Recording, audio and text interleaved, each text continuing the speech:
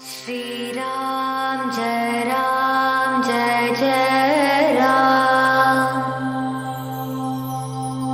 श्री राम जय जय राम। श्री राम जय जय राम।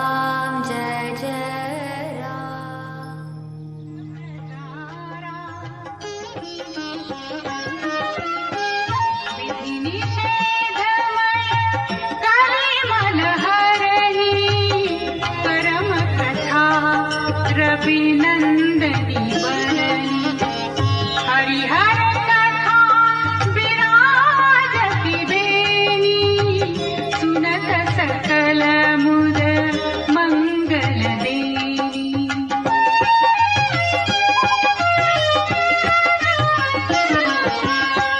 बटु विश्वास अचल निज धर्मा तीर्थ राज समाज सुकर्मा सबहि सुलभ सब दिन सब देसा सेवक सादर समन कलेसा। सनातन धर्म ज्ञान गंगा चैनल में आप सभी का स्वागत है। मेरे प्यारे राम भक्तों, मेरे प्यारे कृष्ण भक्तों, आप सभी को जय श्री राम जी की जय श्री कृष्णा। मेरे प्यारे राम भक्तों, सनातन धर्म ज्ञान गंगा चैनल की आज की वीडियो में हम लोग श्री रामचरितमानस से बालकांड के प्रथम सोपान के भाग 3 के चौपाई नंबर 5 और 6 को भगवान श्री राम जी की कृपा से सरल रूप में सुनने और समझने का प्रयास करते हैं। जय श्री राम जी की। मेरे प्यारे राम भक्तों, श्री रामचरितमानस लिखने के आरंभ में आज की दोनों चौपाइयों में गोस्वामी तुलसीदास जी शास्त्रों की महिमा का वर्णन कर रहे हैं और कह रहे हैं कि हमारे सनातन धर्म के जो शास्त्र हैं जिसमें कर्मों के विषय में बताया गया है, अर्थात क्या कर्तव्य कर्म हमें करने चाहिए, क्या नहीं करने चाहिए, ये सारे जो हमारे शास्त्र हैं ये सारे सूर्य तन जमुना जी के समान हैं। अर्थात इनको पढ़कर मनन करके मनुष्य का कल्याण निश्चित हो जाता है। और जो शास्त्र भगवान शंकर जी की और श्री हरि की लीलाओं का वर्णन करते हैं वो शास्त्र तो आनंद और कल्याण को देने वाले हैं। अर्थात उन शास्त्रों को पढ़कर मनन करके मनुष्य अपने भीतर अपना जीवन का कल्याण करके परमात्मा के परमानंद को पा सकता है।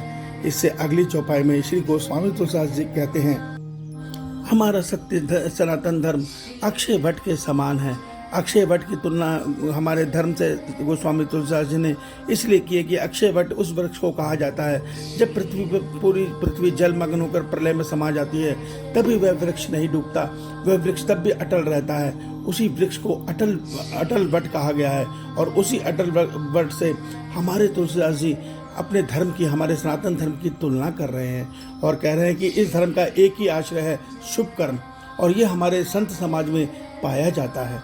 उसके आगे गोस्वामी तुलसीदास जी कहते हैं, और ये जो धर्म की शिक्षा है ये हमारे संतों के द्वारा इस भारतवर्ष में, इस संसार में हर जगह हर समय पाई जाती है। इसको आदर पूर्वक सुनने से, मनन करने से मनुष्य के सारे क्लेशों का नाश होता है और मनुष्य अपने भीतर के परमानंद को पाते हुए ईश्वर की प्राप्ति को कर सकता है। प्यारे राम भक्तों, आज के समाज में, आज के इस कलयुग में मनुष्य विषय भोगों को सुख को ही सबसे बड़ा सुख मानता है और वो ईश्वर की शरण में भी इसलिए जाता है कि हे ईश्वर, हे परमात्मा, हे मेरे भगवान, मेरे संसार के सुखों में, मेरे शरीर में कोई कमी ना आए, ये सदैव बना रहे, तुम मुझ पर अपनी कृपा बनाए रखना। इसी विनती को लेकर वो आज का मनुष्य भगवान के श्री चरणों में जाता है, उनके देवी देवताओं के शरणों में जाता है। मगर वो मनुष्य ये सत्य नहीं जानता कि ये सारे सुख अस्थायी हैं, अर्थात मिलते हैं और मृत्यु के साथ समाप्त हो जाते हैं।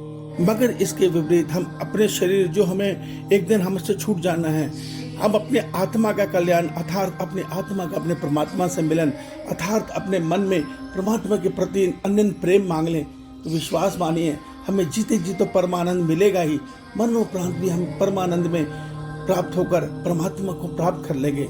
इस सत्य को समझिए। श्री राम जी आप सबका कल्याण करें। आपका दिन शुभ हो। जय श्री राम जी की जय श्री कृष्णा।